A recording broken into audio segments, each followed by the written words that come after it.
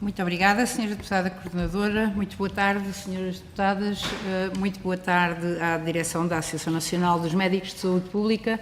O Grupo Parlamentar do PSD começa por agradecer a vossa vinda a esta casa e por partilharem neste grupo de trabalho, com esta comissão, as preocupações que, no fundo, são as preocupações de todos nós, que é prestarmos serviços de saúde de qualidade e com a motivação e satisfação dos profissionais que estão no terreno.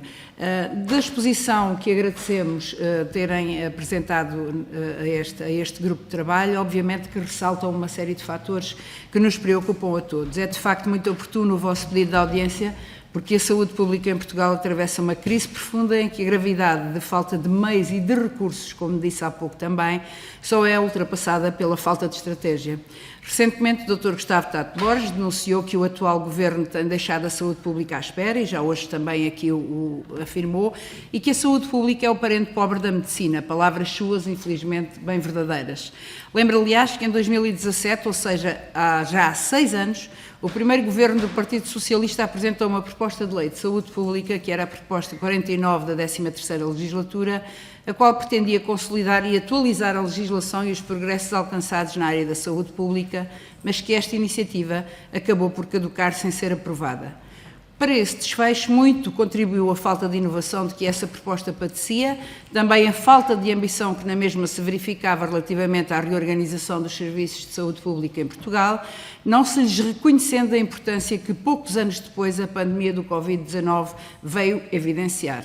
Mas, enfim, foi uma oportunidade perdida e que os governos socialistas não conseguiram retomar nestes 6 anos.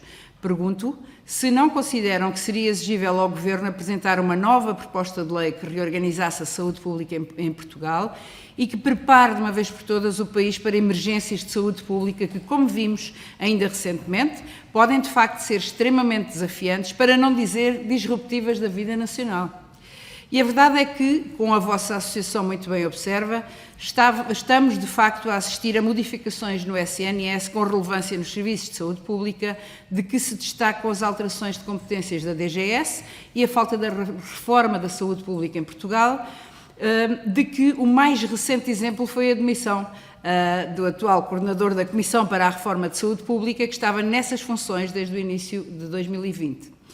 A referida demissão foi, em certa medida, motivada no contexto da aprovação da nova Lei Quadro das Ordens Profissionais e do novo Estatuto da Ordem dos Médicos, das quais o Dr. Mário Jorge discorda, por considerar designadamente que estes diplomas constituem, e palavras suas, uma violenta e escandalosa tentativa de liquidação de elementares competências legais da Ordem dos Médicos e de ingerência política e governativa na autonomia e independência técnico-científica da profissão médica, cito.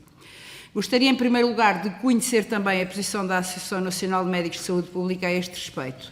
Em segundo lugar, gostaria de obter o vosso comentário sobre a situação que atualmente se vive na DGS, não só em termos de meios e capacidades para a prossecução das suas atribuições, como relativamente à liderança dessa importantíssima entidade, na sequência das recentes demissões que ali tiveram lugar, de que a recente renúncia ao cargo de Subdiretor-Geral do Dr. Rui Portugal foi apenas um dos recentes e lamentáveis exemplos. Aliás, a situação da DGS é de tal modo grave que até o Dr. Gustavo Tato Borges admitiu no início deste mês candidatar-se a Diretor-Geral como forma de tentar inverter a atual degradação que essa entidade está a sofrer, certo?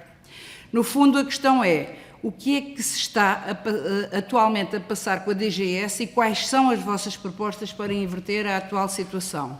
Recordo, aliás, que se verifica ainda atualmente uma preocupante falta de investimento na especialidade médica de saúde e nos nossos serviços de saúde pública. Igualmente, ao nível dos recursos humanos, lembro um recente estudo sobre essa matéria dos professores Pita Barros e Eduardo Costa, segundo o qual havia 547 médicos da especialidade da saúde pública inscritos na Ordem dos Médicos, 178 dos quais com mais de 65 anos, o que significa uma percentagem de 32,5%. Mas no mais recente concurso de pessoal médico aberto no Ministério da Saúde houve apenas 20 candidatos de saúde pública.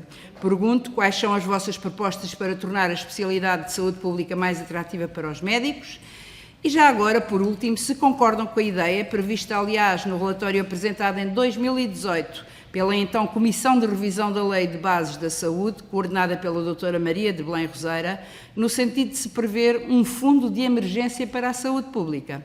Essa proposta referia textualmente, e cito, as funções das autoridades de saúde devem ser apoiadas por um fundo para emergências em saúde pública que possibilite, quando necessário, atuar de forma rápida, integrada e eficiente.